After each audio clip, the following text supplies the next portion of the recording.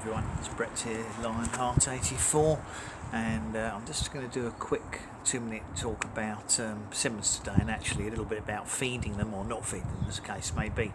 I've been asked by a few people whether or not I feed my persimmons, and I will be in the next 2 or 3 weeks as the weather gets better be doing a few more detailed videos about persimmons when it's not very nice today, it's windy, it's getting cold, it's starting to drizzle with rain, so I just thought I'd do a very quick intro video on persimmon feeding. Now it does depend a little bit on the soil they're growing in and the conditions you're growing them in, and obviously whether they're in ground or not, but the general consensus thought is that persimmons don't respond well to large amounts of fertiliser. You can certainly feed them, as I'm going to do a little bit in early spring before they start growing. You can see I've got some young ones here. This one's a tam cam, and you can certainly feed them in the autumn, but generally they don't respond well to heavy fertilising. And what tends to happen if you fertilise them when they're flowering, or indeed have got embryo fruits on, it often triggers the dropping of all of the flowers and the fruits. I'm not sure of the actual specific physical reason why that is, but certainly persimmons are one of those fruiting trees that don't respond well to feeding like other trees do. So if you are in the habit of heavily fertilising your fruit trees when they're flowering and fruiting, which might work well with things like peaches and apricots and apples, if you do that with your persimmon tree, you are likely to lose most or all of your flowers and your crop, and they do not appreciate it.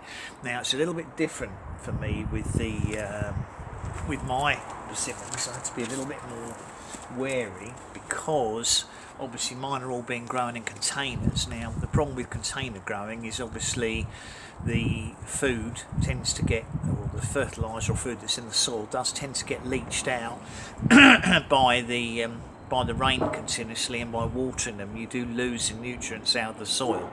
So in the case of the container growing ones, I will probably have to feed them a little bit more, but I'll only be feeding them probably in the next within the next 3 or 4 weeks. I'll be carrying out a spring feed, and some of these smaller ones like this tam cam need to be up potted anyway because the roots are coming out of the bottom of the pots, and there will be obviously more nutrients in the new compost I use when they're re-potted.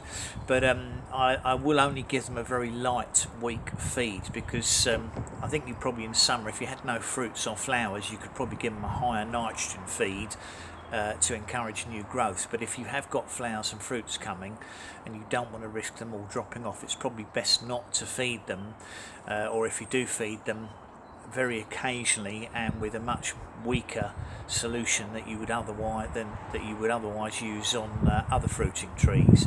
So if in doubt, don't feed your persimmons, but obviously with my pot growing ones, they're going to use nutrients up in the pots much quicker, especially if I keep them in the ones I've got in smaller pots. So I will be giving them some food in the next 2 or 3 weeks, and I'll feature that in a short video. I'm probably going to use Seasol on them and see what effect that has. But just be wary that if you heavily feed your persimmons, it might actually stop them flowering and fruiting, or cause premature loss of the flowers and the embryo fruits. So thanks everybody for watching. I'll catch up with you on the next video. Please remember to give me a thumbs up, and obviously share the video with anyone you think might be interested. Subscribe to my channel, and click on that bell if you'd like to be updated on new videos as they come out, which will of course feature some more persimmon videos fairly soon. So I'll catch up with you all soon. I'm going to go inside and warm up now. Brett out for now.